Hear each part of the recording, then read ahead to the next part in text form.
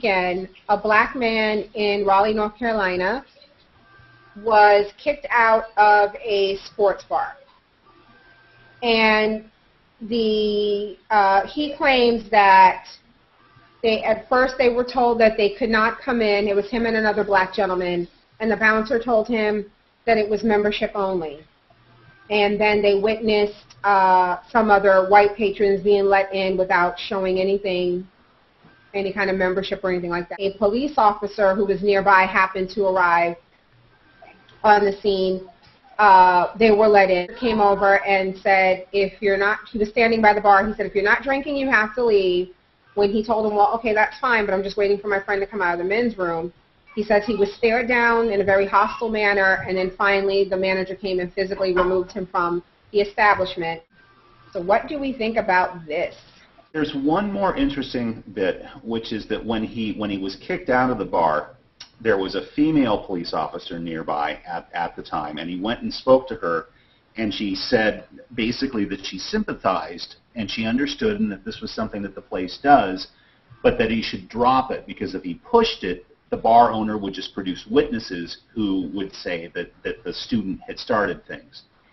And while he was speaking with her, what happens, but the owner actually comes out of the front of the place with a couple of people, assuming that the guy is raising hell with the cop, and immediately starts saying that he started it and was. And I have witnessed it that they said that he like threw an elbow or something. Yeah. Yeah. Is there surveillance footage of this? So the cop predicted exactly what the guy was, what the owner of the place was going to do, because it had happened before multiple times. Now here's my question with that: is, was the cop right in doing that, or was the cop trying to blow him off? Because I look at what the cop had said about how it's going to come down to your word against his. We can go forward with this, but it's going to be a bunch of paperwork.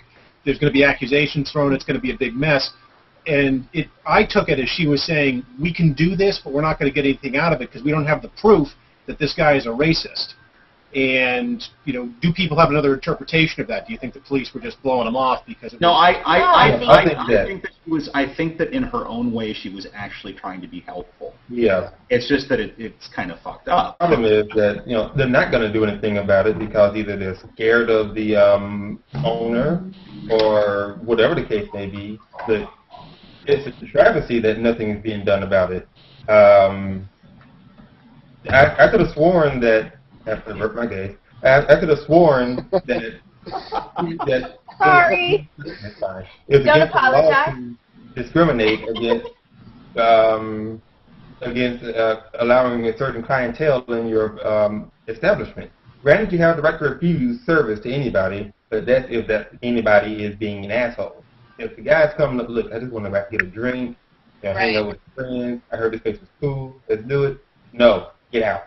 Why? They're not saying you can't come in because you're black, which is what we all know they mean. Right. But I think that cop was just trying to say, because he didn't eject you, citing specifically that you're black, I'm stumped as to what we're going to do here, and I don't know where you go from there. If enough people speak up and there's a pattern like has emerged, then I think that they have a case because they have been careful. Oh, you have a shirt that's not the right length, and that's the kind of thing how they're skirting past the law. But yeah. Dude, that's a fake vagina. That's a. I've been looking for that.